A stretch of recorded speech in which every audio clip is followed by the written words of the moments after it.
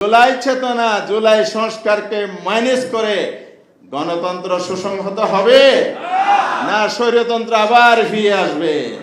ওনারা গণতন্ত্র সুসংহত নয়, স্বৈরতন্ত্রকে ফিরিয়ে আনার ষড়যন্ত্রের পথে হাঁটছে।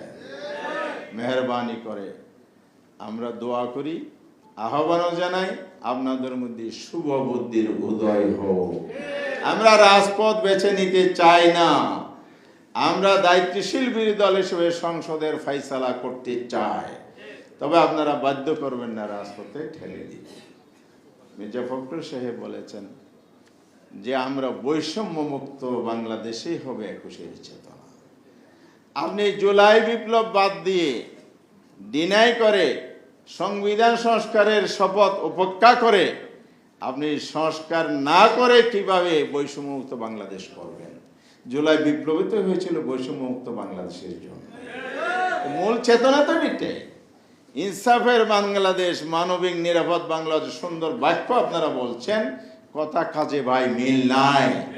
আল্লাহর ওয়াস্তে আর রক্ত ঝরাইয়েন না। গণতন্ত্রের জন্য রক্তকরণ জীবন দেওয়ার দীর্ঘ ইতিহাস পার হয়েছি, এবার আমরা দেশটাকে গড়তে চাই।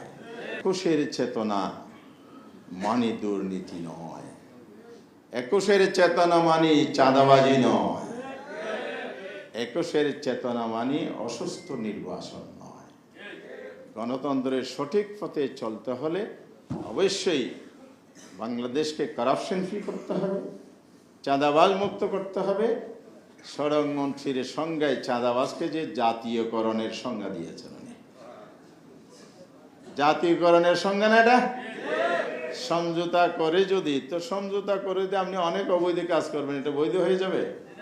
হবে? তো চাঁদা কি বৈধ? তো সমঝোতা করে অবৈধ থেকে বৈধতা দেয়া যাবে?